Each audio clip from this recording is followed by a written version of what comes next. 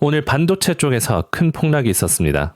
반도체 장비 제조 회사인 ASML이 26년 만에 가장 큰 폭락을 기록했습니다. 원래 ASML 실적 발표가 수요일 장 시작 전에 나와야 되는데 화요일 장 중에 발표가 되면서 예상치 못한 실적 발표를 내놨었는데 실적 발표 내용을 보시면 3분기 예약 금액이 예상치는 53억 9천만 유로였습니다.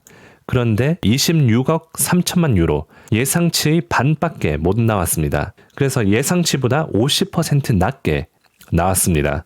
그리고 전망도 하향했는데 순 매출이 300억에서 350억 유로가 나왔습니다. 예상치가 359억이었는데 예상치를 하회했죠. 그래서 이러한 실적 미스는 주가에 큰 영향을 미치고 오늘 ASML이 16% 하락했습니다. 그래서 1998년 12월 이후로 가장 큰 하락률을 보였는데 관련 주식들도 하락세를 전반적으로 보였습니다. 특히 반도체 기업들 중에서 장비 설비 섹터들이 크게 하락했습니다. Applied Material이 10% 하락했고 KLAC 15% 가까이 하락, Lam Research도 10% 하락했습니다. 오늘 엔비디아도 신고가를 찍고 4.6% 하락했습니다. 최고 경영자인 크리스토프 푸케가 성명에서 얘기를 했는데 AI 쪽으로는 성장성이 크게 보인다라고 얘기를 했는 반면에 이제 회복이 예상했던 것보다 더 점진적인 것으로 보인다. 그래서 급격히 회복하는 게 아니라 점진적으로 그 회복하는 속도가 늦춰지고 있다라는 성명서를 내보였습니다. 그리고 실적 발표도 안 좋았을 뿐더러 실수로 예정보다 하루 일찍 재무 결과를 발표함으로써 이 약세가 증폭되었습니다. ASML은 별도 성명에서 기술적인 오류로 인해서 수요일에 예상했던 발표를 조기에 장중에 발표를 했습니다. 참고로 오늘 반도체들이 프리장부터 하락하고 있었습니다. 왜냐하면 바이든 행정부에서 일부 국가에 대한 엔비디아 그리고 AMD의 AI 칩 수출을 검토한다라는 얘기가 나오고 반도체 섹터들이 전체적으로 좀 약했었는데 그거에 대해서 ASML 실적 발표도 나오고 기술적인 오류로 인해서 장중에 조기 발표가 나오면서 반도체들이 오늘 폭락했습니다. 오늘 속스는 장중에 18%까지 떨어졌다가 15%에서 마감을 했습니다. 반도체 산업은 불균형한 시기를 겪고 있다고 합니다.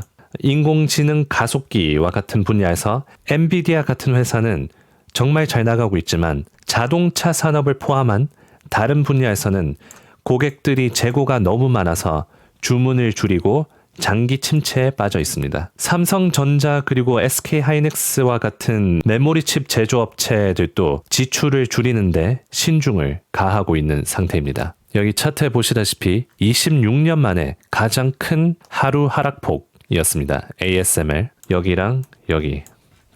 이 네덜란드 회사인 ASML은 중국이 가장 큰 고객입니다. 검정색 그래프가 중국이고 핑크색이 한국, 파란색은 대만, 그리고 노란색은 미국입니다. 중국 경제가 뒤틀리고 있습니다. 중국에서 계속 경제 부양책을 뿌리고 있고 오늘 중국 주들이 전체적으로 크게 하락했는데 중국 세배 레버리지 ETF인 인 주가가 15% 하락했습니다. 오늘 중국 주들이 떨어진 이유는 부양책이 부동산에 한정이 되어 있다라는 평가로 주가가 하락했습니다. 그래서 중국 경제도 어려워지고 있고 지정학적 이슈로 인해서 수출하는 것도 미국이 압박을 하고 있는 상황이죠. 그래서 ASML은 실적 발표도 안 좋았지만 그 중국에 대한 규제 그리고 중국에 대한 매출 전망도 부진했다라고 볼 수 있습니다. 영상 찍는 날짜는 10월 15일인데 10월달 계절성이 이제 나타나고 있는 건가라는 의심도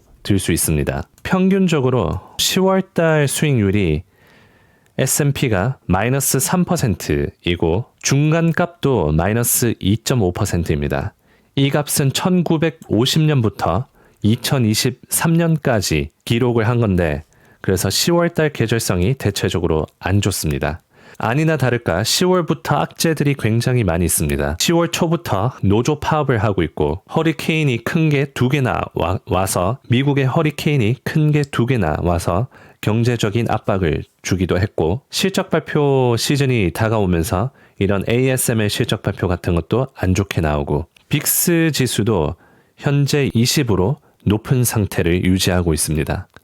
변동성 지수가 높으면 높을수록 하락폭이 클 수 있다라는 것을 시사합니다. 오늘 공포 탐욕 지수가 극한의 탐욕까지 올라갔었습니다. 76까지 올라갔었는데 반도체 쪽이 크게 떨어지면서 S&P도 떨어지고 공포 탐욕 지수가 76에서 70까지 내려왔습니다. 하지만 상승으로 보는 관점도 있습니다.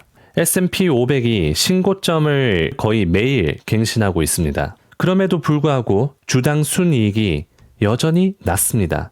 통상적으로 15% 이상 고평가가 되면 위험하다라고 볼 수 있는데 겨우 8%밖에 고평가가 되지 않아 있습니다. 그래서 더 올라갈 수 있다라고 보는 관점이 많고 현재 S&P 500 목표가를 6,000으로 두고 있는 투자 기관들이 굉장히 많습니다. 오늘자로 S&P가 5,860을 찍었다가 거의 6,000 가까이 가고 있죠.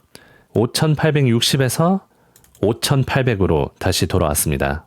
6,000까지 목표가면 지금 가격으로부터 3-4% 정도 더 올라갈 수 있다라고 보는 겁니다. 이번 주부터 실적 발표가 본격적으로 시작합니다.